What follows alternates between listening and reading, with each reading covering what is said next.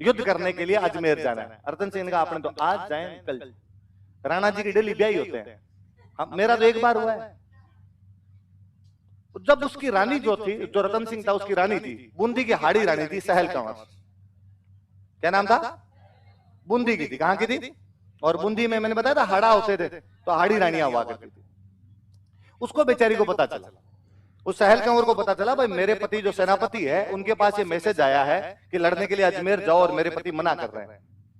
तो उसने समझाया रतन सिंह कि आपको ऐसे नहीं करना चाहिए, आप मेवाड़ के सेनापति हो और आप सलुम्बर के सामंत, और सलुम्बर वालों को ये ड्यूटी इसलिए मिली, ये राइट ड्यूटी भी क्या कहा जाए, राइट, सबसे आगे लड़ने का, सेनापति बनने का, इसलिए मिला क्योंकि आपके फोर फादर चुंडा ने कभी प्रतिज्ञा की थी कि वो राजा नहीं बनेगा बल्कि अपने सौतेले भाई को राजा बनेगा और वो हमेशा मेवाड़ की सेना का क्या रहेगा, सेना।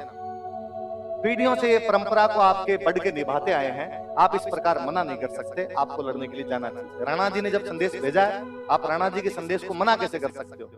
उसने कहा तू नहीं समझती, राणा जी के डेली ब्याह आते हैं, राणा जी अपने ब्याह के चक्कर में लोगों की सुहागरात कैसे खराब कर सकते हैं? राणा जी को भी कुछ सोचना चाहिए, मेरा आज ब्याह हुआ है।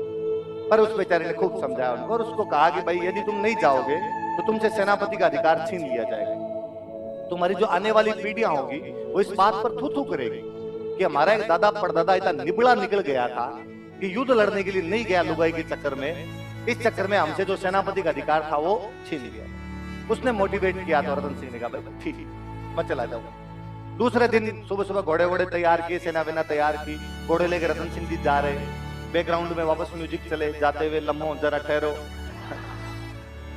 जैसे ही उस हाड़ी रानी वाले महल के पास आए तो रतन सिंह जी का घोड़ा अपने आप ही रुक गया। रतन सिंह जी ने ऊपर देखा तो रानी झरोखों में खड़ी खड़ी देख रही। और रतन सिंह जी ने अपने पास में कोई सोल्जर खड़ा था उसको कहा ऊपर जा, और ऊपर जाके रानी को कहे कि मेरे लिए कोई निशानी भेज दे। क्या भेज दे? अंगूठी वंगूठी कुछ ही भेज दे। उसको लगा कि यार कोई चूड़ी अंगूठी कुछ भेज देगी, टाइम पास करेंगे यार थोड़ी देर। कैसे रहा जाए, नया नया ब्याह हो रखा आदमी। वो सैनिक गया और उस सैनिक ने जाकर कहा रानी साहब रतन सिंह जी नीचे खड़े हैं और आपकी कोई ना कोई निशानी मंगा रहे हैं। हम पढ़ते हैं कि जिस प्रकार हनुमान जी जब माँ सीता से मिलने के लिए गए थे तो माँ सीता ने भगवान राम के लिए कंगन भेज दिए थे। क्या भेजे थे? तो सिपाही को लगा गया ये भी कोई भाई छोटी मोटी निशानी दे देंगे। वो राजकुमारी सोचती है, वो रानी सहल कंवर सोचती है कि जो आदमी युद्ध में जाने से आनाकानी कर रहा है, इस बात की क्या गारंटी है कि वहां पे लड़ लेगा, और यदि वहां पे ना लड़ पाया और वापस आ गया तो आने वाली पीढ़ियां इस बात के लिए मुझे धिक्कारेगी और कहेगी कि एक युवती की सुंदरता की वजह से उसका पति युद्ध नहीं लड़ पाया था।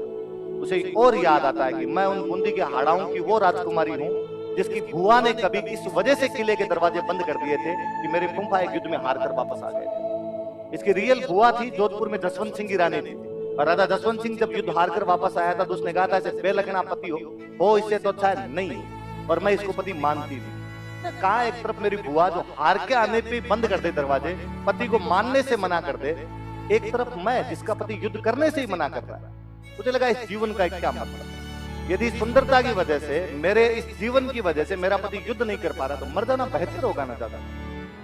वो लड़की अपना सिर काट के दे देती है। क्या काट के देती है? हम आज दिन तक गाते हैं चुंडावत मांगी सेनानी सिर काट दे दियो सतरानी। इस चुंडावत ने उस दिन निशानी मांगी थी और सतरानी ने क्या काट कर दे दिया था अपना। और कोई एक कवि का उत्साह हुआ कि सतरी सेनानी चाहिए समर सलुम्बर धीस चुड़ामन मेली सियान ईंधन मेल्योसीस। सतरी सेनानी चाहिए, उस सती से निशानी चाहिए, समर सलुम्बर धीस, समर मतलब युद्ध, युद्ध में जाते हुए सलुम्बर के सामंत ने अपनी पत्नी से निशानी मांगी थी। चुड़ामन मेलिसिया, चुड़ामन मतलब चूड़ियां कंगन, माँ सीता ने तो कंगन भेजे थे जब निशानी मांगी थी। ईंधन मेल्योसीस, इसने तो सिर काट के दे दिया था। वो राजकुमारी कौन थी जो अपने पति की निशानी मांगने पे सिर काट के देती है? कौन थी? सहल कंवर थी। अब जब वो सिर नीचे ले जाके वो सिपाही जैसे गया, रतन सिंह ने देखा तब तो रतन सिंह की बुद्धि आ गई, गलती कर दिया। पर कहते हैं उसकी मुंडी मुंडी इतना इतना सिर कटा हुआ था। रतन सिंह उसके जो राजकुमारी के बाल थे उन बालों को अपने यहाँ पे बांध लेता है।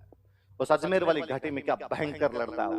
औरंगजेब की सेना को कदम आगे नहीं बढ़ाने दिया था, केवल सलुम्बर वालों ने उसने दिल्ली की सेना को पीट पीट के भगा दिया था। राज सिंह आराम से शादीवादी करके राजसमंद लौटे थे। एक दिन कभी राज सिंह चारुमती के साथ में राजसमंद की पाल पर बैठे हुए